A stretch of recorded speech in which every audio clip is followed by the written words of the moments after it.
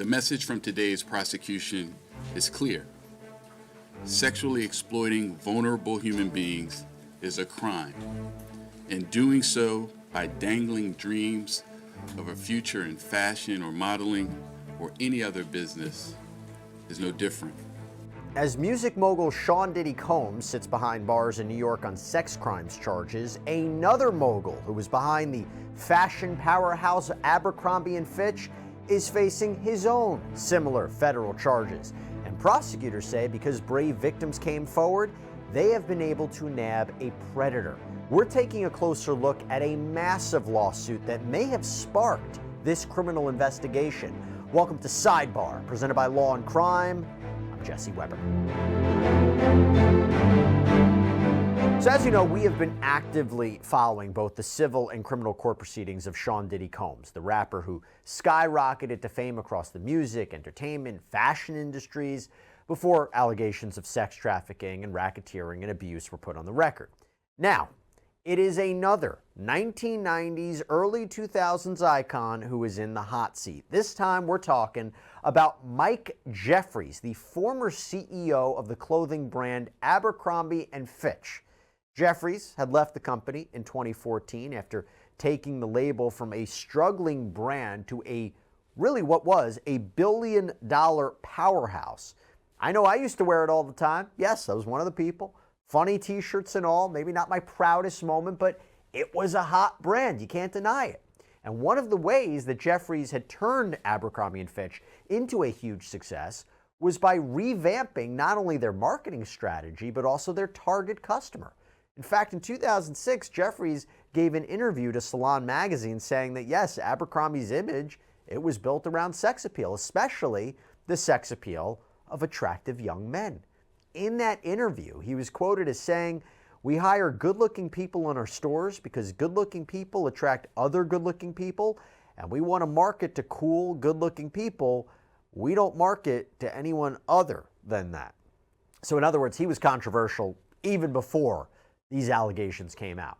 And we told you yesterday on Sidebar that Mike Jeffries, his longtime romantic partner Matthew Smith, and an alleged middleman identified as James Jacobson were all indicted in the Eastern District of New York on charges of sex trafficking and prostitution. As we allege in the indictment, between 1992 and 2014, Michael Jeffries was the chief executive officer of Abercrombie Fitch. Abercrombie was a widely known clothing retailer with stores around the world. Aspiring fashion models knew that a place on one of Abercrombie's iconic ads could be the ticket to success in the modeling industry. But while Jeffries was the CEO of one of the most recognizable clothing retailers in the world, he was using his power, his wealth, and his influence to traffic men for his own sexual pleasure and that of his romantic partner, Matthew Smith.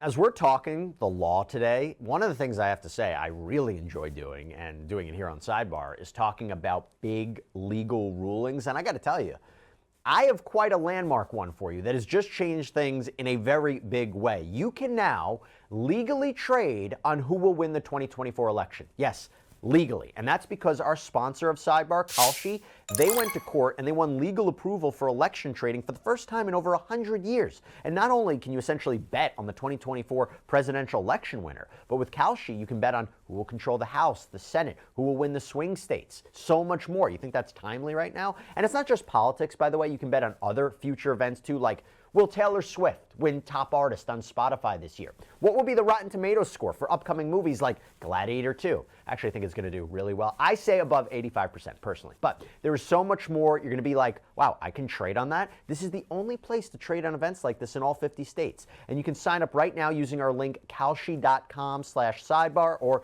you can scan the QR code on screen. And if you're one of the first 500 traders who deposit $100, Kalshi will give you a free $20 credit. That's kalshi.com/sidebar. Now, this criminal indictment specifically cites 15 John Does, but the government says there are likely many, many, many more victims. Now, when Jeffries left Abercrombie Fitch in 2014, it was reported that his departure was due to falling sales numbers, but a lawsuit says the real reasons, well, they were much darker. And we're going to get into that lawsuit in just a minute, but by way of background, 80-year-old Mike Jeffries, he was arrested in his home state of Florida. He posted a $10 million bond, smiled for the cameras as he and his legal team got into a car outside the federal court in West Palm Beach. His partner, though, 61-year-old Matthew Smith, he had to stay locked up. Smith's a British citizen, so prosecutors argued he had strong ties to the country. He could be a flight risk. Despite, by the way, never actually having a job with Abercrombie, many people have reported that Smith was involved in everything from shareholder meetings to marketing decisions. He was also in charge of a group called Jeffries Family Office, JFO, which sources claim was a front for infrastructure that was used to make this whole sex trafficking scheme work. And then you have 71-year-old James Jacobson, accused of being a recruiter for Jeffries and Smith, appeared in court in St. Paul, Minnesota yesterday, was freed on a $500,000 bond. And he and Jeffries, they both went home with GPS monitors. Now, these bombshell arrests, they come after an explosive BBC documentary that was released detailing this alleged abuse perpetrated by Jeffries and his co-conspirators. It's called The Abercrombie Guys, The Dark Side of Cool, and it was the culmination of a 2-year investigation by the BBC. And one of the men featured in that documentary is American David Bradbury. And he is the one who filed a massive lawsuit last year against Mike Jeffries and also Abercrombie Fitch, the company itself, detailing abuse that he says happened to him as he pursued a modeling career. And that is what we want to focus on right now. In fact, I should tell you, in September just now, his legal team filed an amended class action complaint. So now he's not only representing himself, he is speaking on behalf of others. He's the representative of a large group who might be victims in this case. And by the way, while the lawsuit mentions a third man whose role it was to recruit male models and try them out before they were sent on to Jeffries, he's not named as one of the defendants, and he's not named, actually identified in the lawsuit. I do wonder, could this perhaps be Jacobson? We just don't know. Anyway, before we dive into Bradbury's amended complaint, there's also something else that's interesting to note here. The lawyers for Sean Diddy Combs, they actually referenced Jeffries' arrest in their letter to the judge in his own racketeering and sex trafficking case, because they're arguing that Combs should be released on bail now. Combs, by the way, he's been denied bail twice so far by 2 different judges. He's trying a 3rd time. This case is now in front of the Honorable Arun Subramanian. And their letter reads, quote, "Under the Bail Reform Act and controlling precedents, Mr. Combs is entitled to release, which has been granted to many similarly situated defendants, including just yesterday, a CEO accused of sex trafficking dozens of young men, including through witness intimidation. The government's request for detention is not based on any genuine risk of danger or obstruction. It is based on a desire to punish Mr. Combs, strip him of the presumption of innocence, and force him to defend himself from prison. The detention order was unlawful. It should be reversed." That's a compelling argument. That's going to be a compelling argument, how prosecutors in the Southern District may try to distinguish their case from the Jeffries case in the Eastern District. We shall see, but it's a compelling argument. Anyway, back to what Bradbury alleges in this lawsuit, and that's what we're going to talk about. He doesn't just go after Mike Jeffries. He is going after Abercrombie, the company, claiming that they knew about Jeffries' alleged pattern of horrific abuse, and they just looked the other way because he was making the company so much money. The lawsuit begins this way. Abercrombie was an alter ego of Michael Jeffries. As detailed further herein, Jeffries was indistinguishable from Abercrombie and Abercrombie indistinguishable from Jeffries. That was the case from the time that he conceptualized the over-sexualization of young men to catapult the Abercrombie brand into success, and it remained the case when he used his role as CEO of Abercrombie to prey upon attractive young men who believed that Jeffries was going to hire them as an Abercrombie model, the pinnacle of the modeling industry for men during the relevant time period. Abercrombie knew that it was providing the financial lifeblood for a sex trafficking organization led by its CEO from at least 1992 through 2014 that allowed for him to commit sexual crimes against young men. Jeffries was so important to the profitability of the brand that he was given complete autonomy to perform his role as CEO however he saw fit, including through the use of blatant international sex trafficking and sexual abuse of young men, any one of which could have also been prospective Abercrombie models. Really, really strong words there. And as the more than 100-page lawsuit goes on, details, they get more graphic, they get more disturbing. But the idea is that the company provided him the resources to commit these crimes, and they received a benefit in exchange. The value that Jeffries brought to the brand, all they cared about was profits. That's the allegation. Now, according to Bradbury's lawsuit, as well as the federal government and alleged victims in the BBC investigation, Jeffries would hold parties referred to as sex events. These were disguised as casting calls for young models. The complaint says at the events, the models were then pressured, if not forced, to take drugs, were surrounded by security, and were required to participate in sex acts with Jeffries and others, including Smith, all at Jeffries' direction. The models were led to believe that being sexually abused by the CEO of Abercrombie or his partner at a remote private location, reasonably believed to be arranged by the company, was the price that was paid to obtain one of the most coveted roles in the industry, an Abercrombie model. This fact was reiterated to them several times by several different people who were known to have knowledge of the inner workings of the industry. U.S. Attorney for New York's Eastern District, Brian Peace, laid out some of the horrific allegations in a news conference on Wednesday that mirrors this. Jeffries and Smith employed James Jacobson to act as a recruiter to find men. Jacobson engaged in, quote, tryouts with men across the world where he would typically pay them to engage in sex acts with him.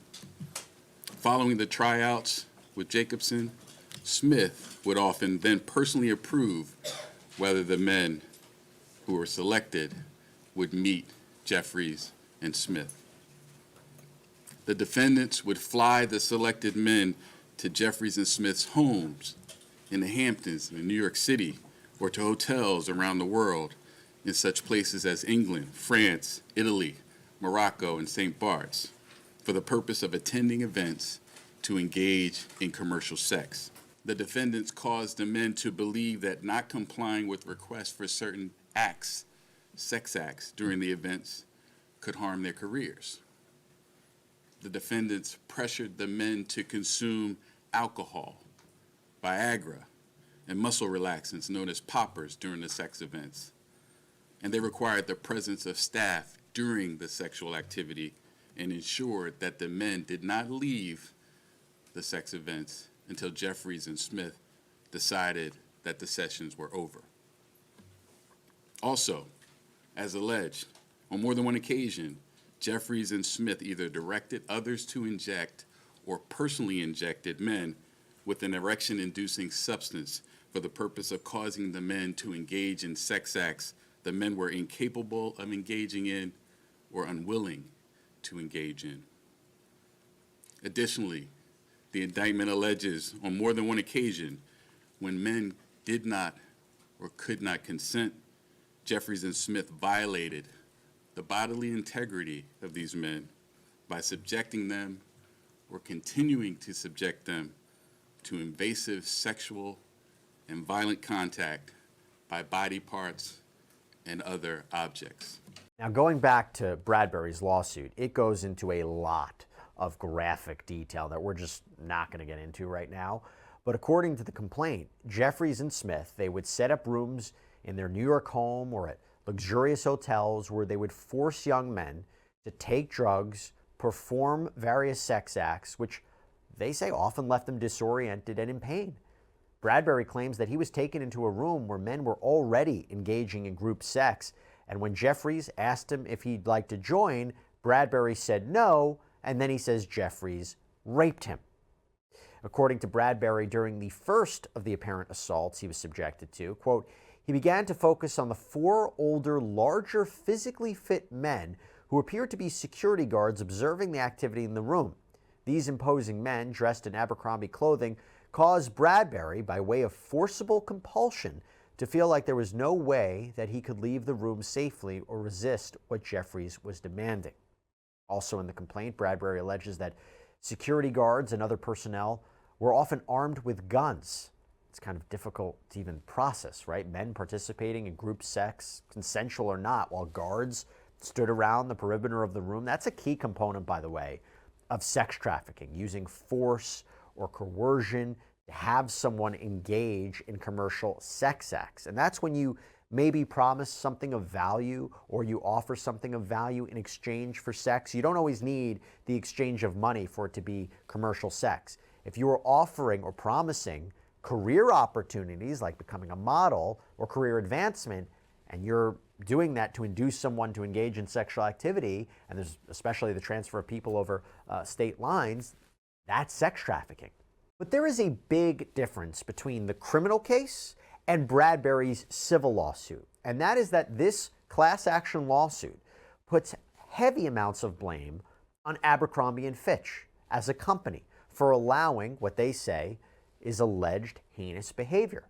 Abercrombie has not been criminally charged, but this complaint in this lawsuit reads, Mike Jeffries was always on the clock working for Abercrombie. He utilized the Abercrombie plane to conduct Abercrombie business while traveling to hotel rooms that were decorated like Abercrombie storefronts, where he lured young men who were instructed to dress in Abercrombie clothes. The Abercrombie plane was paid for by Abercrombie. The hotel rooms were paid for by Abercrombie, and the corresponding expenses were put on the Abercrombie company tab. So that connection between what is Jeffries' alleged criminal activity and the company, using the company resources, an agent of the company, that's how you create that liability, that's how you create that connection. Now, later on in the complaint, it states when Abercrombie accounts and finances were not used to fund the casting events, it was the Jeffries family office that paid to facilitate the sex trafficking venture. As a result, the Jeffries family office and Abercrombie were the two legal entities directed and controlled by Jeffries that were at the forefront and both directly and indirectly participated in the sex trafficking venture and the sexual abuse of class members. That's an important point I want to highlight. So sometimes a way a company will get out of being liable is they'll say, this actions of our employee, it was so separate from his or her work from the company. It was a private offense they committed on their own. It's not connected to the company in any which way. They didn't use company resources. Here, Mike Jeffries, CEO, if he was controlling or directing these assets to facilitate this alleged sex trafficking business, then that is how the company could be on the line. And to further show that Abercrombie itself was intimately involved in these casting call sex events, Bradbury's attorneys wrote, in order to prepare for the casting, David Bradbury was told to go to the flagship Abercrombie store in New York City.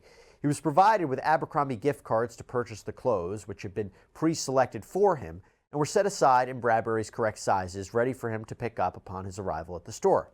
This is absolute proof that everything Jeffries was doing with these prospective models, especially the casting events at his private homes in the Hamptons and Manhattan, were done in concert with Abercrombie, condoned, ratified, financed, and for the benefit of Abercrombie and with their direct knowledge. Bradbury also provided details about NDAs, non-disclosure agreements, that these potential models had to sign before they would even be allowed into so-called casting calls.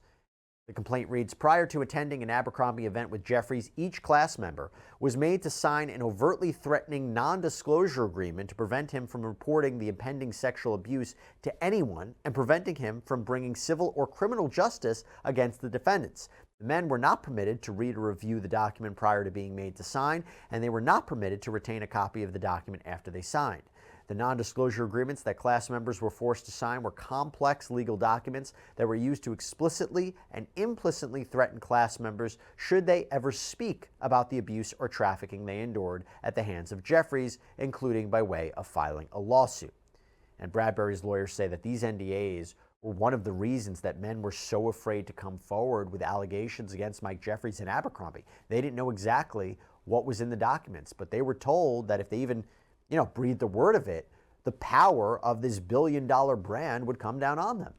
I should tell you, though, as a matter of law, an NDA can't prevent you from talking to the police or prosecutors about alleged crimes. That's a no-no. NDAs will not work there.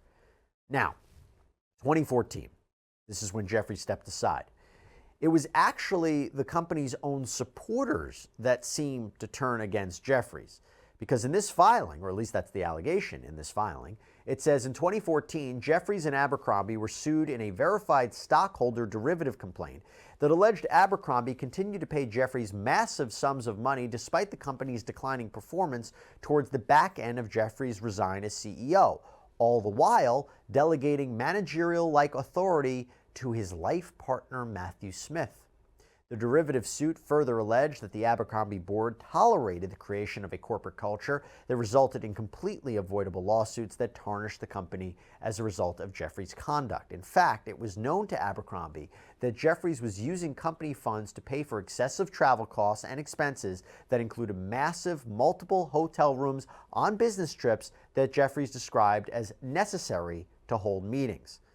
Consequently, the use of these hotel rooms paid for by Abercrombie are consistent with the allegations of class members being sexually abused and trafficked within those rooms as described further herein. So maybe using that situation as evidence in this case. Now, according to this lawsuit, Jeffries stepped down in 2015 with a $25 million retirement package. But what about the physical proof that Abercrombie knew what was going on? The complaint reads, after Jeffries left the company, Abercrombie was aware of and retained emails, electronically stored correspondence, and hard copy documents evidencing the years-long sexual abuse and trafficking scheme that was operated through and for the benefit of Abercrombie, Jeffries, and Smith. So during the course of discovery in this litigation, that material they're hoping to get their hands on, that will definitely be a negotiating tactic in order to try to settle this case, because who knows what that documentation really could hold and how helpful it could be to their case. Now, in the end, this class action lawsuit lists 19 causes of action or claims, what you're suing for. And some are aimed directly at one defendant or another, others against the companies allegedly involved.